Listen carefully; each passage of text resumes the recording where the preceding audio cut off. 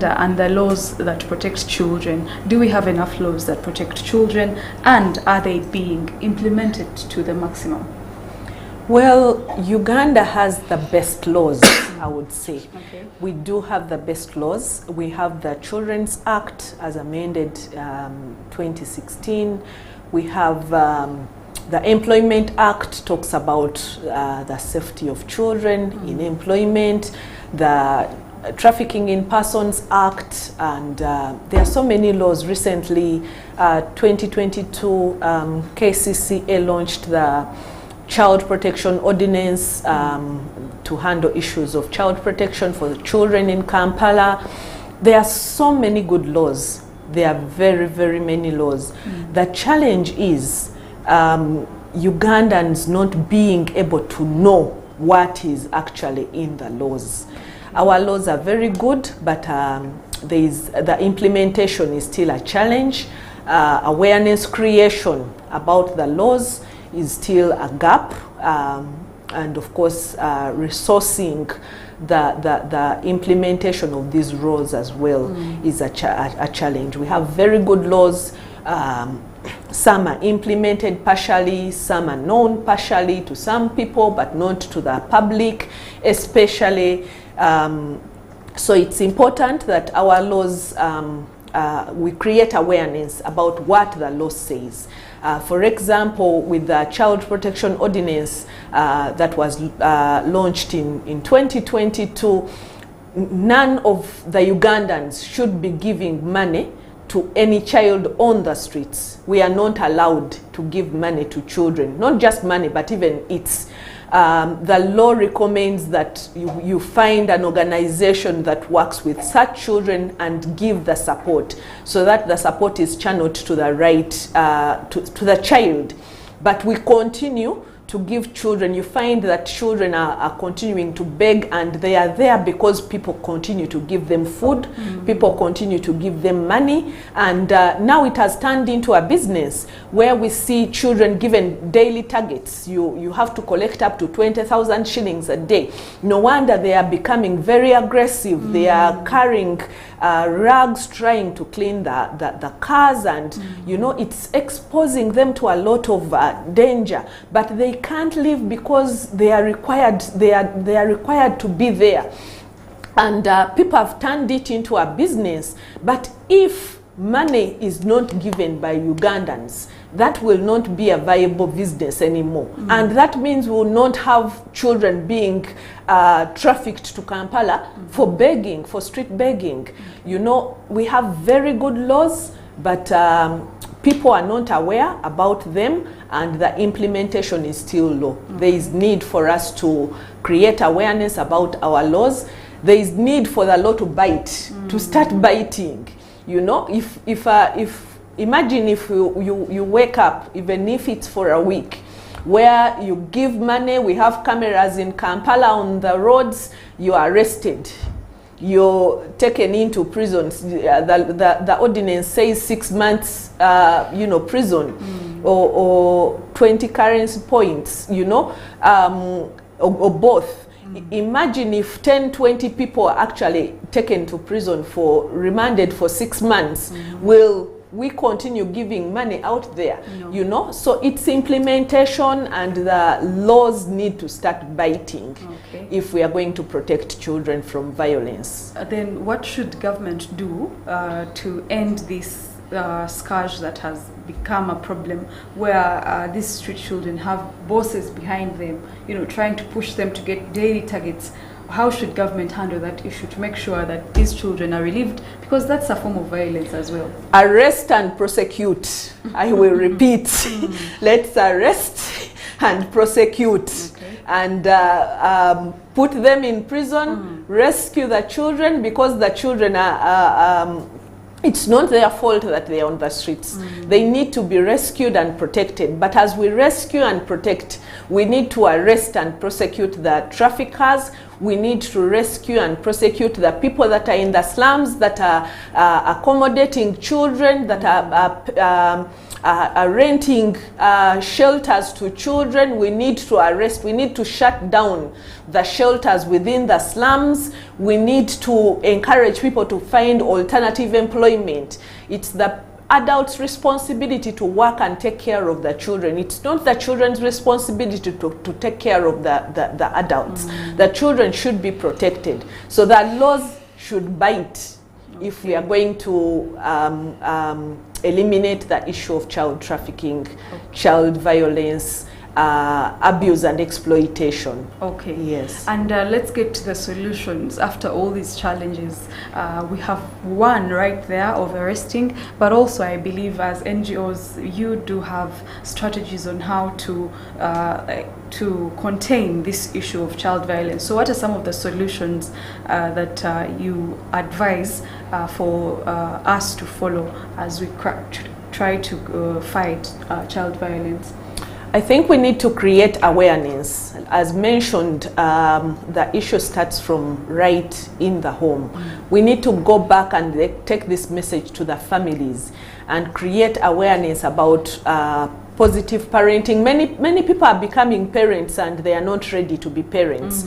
They've not been trained, they've not been empowered to become parents, you know, and they don't know how to parent their children. They don't know how to discipline their children. We need to take this word out and create awareness about positive parenting, create awareness about alternative forms of discipline, create opportunities for conversations about this vice. We need to go back to schools. There is a lot of violence in schools. We need to go back and train teachers, train caregivers, support staff within schools, but also give the children information about violence, about reporting forms of violence. We need to create an environment where a child has access to someone that they can talk to when their rights are violated, and they feel safe to actually approach a counselor. We should be able to have at least counselor services within schools or at community level. In our local government structure, we have the vice chairperson who should be in charge of children and family affairs. We need to make awareness about these structures right from the community. Where should a child go in case they are violated? Where should they report? How can they be protected? We need to create awareness about the toll-free line 116 for the children to know that they can always reach out and get support. We need to close the gap between the law enforcement and the community by having conversations. And yes, it's important to punish those that have broken the law, but prevention is always better than cure. Yeah. When you engage more in prevention measures, you will save more children from violence. Okay. Yes. Mike, anything to add on the solutions to look at when fighting child violence? Maybe, yes, there are existing entities that are doing their best to solve the issue, including government. I wouldn't want to blame any other factors. Yes, I understand there are gaps amidst many of us who are trying to solve the matter. But if I may say one thing, maybe God willing, children and other vulnerable, maybe creatures, if we can make them a priority, you know. Okay. Children are not a priority, just like many people are starting many other organizations in the name of we want to solve the matter, but they are looking at earning a living for themselves. Same way there are so many government actors who are just there to enjoy life and feed on the resources that would, I'm sorry to say that, but if we could make children a priority, to me, that will solve a lot. And God willing, I understand He has feelings, He sees everything that is happening, He hears our cries. Maybe it's my prayer that perhaps He comes in and helps us, you know. All right, we have come to the end of the show, but I'll allow each of you some minutes to, give your last words regarding this matter, starting with Mike. Nothing much. Thank you all for viewing this program. And it's my prayer that if you can come on board and join hands with whoever is helping to solve the matter, feel free. Crane is based at Namirembe Hill. You can find us there. You can visit even website, Crane Network, and many other places where you can find us. I could give my number, if possible. It's 0706 415661. Okay. Feel free to reach us in case of any need affecting a child or family-related matters. Okay. Yeah. Thank you. And Maureen?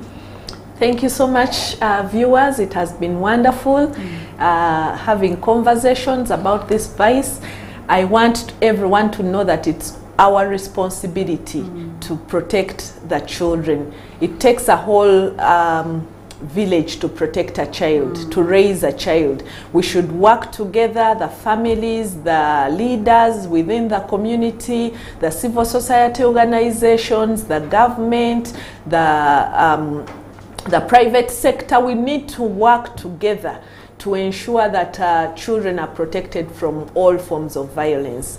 And of course, to the children out there, I encourage you to always report violence. Do not be quiet. Do not be scared. You can call 116 in case of any challenge. You can also visit at every police station, there is a family and child protection office. You can always visit there, or the LC for assistance. And I also want to encourage the parents. God has given us the gift of children, and it's a special gift to us. We need to raise our children. We need to parent our children. We should not leave the children to be raised by our house helps, by the TV, by cartoon. It's our responsibility to raise our children, and we need to invest and prioritize them. And we are coming to the school holiday. The children are going to be home for almost 2 months, over 2 months actually.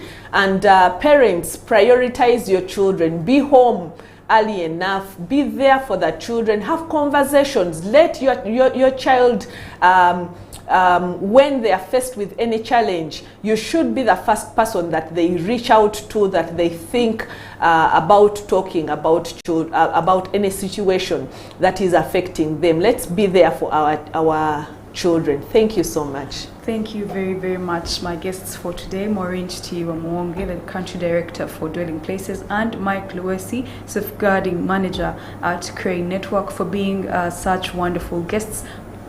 We do hope that next time when we call you, you will find it in your schedules to be here once again. Also, thank you so much to our viewers who have been with us right from where we started to this particular point. We will be here tomorrow, same station, same time, and we are powered by Protea Hotel by Marriott Entebbe. Stay well, have a good morning from myself and the production crew. Issues at Hand, powered by Protea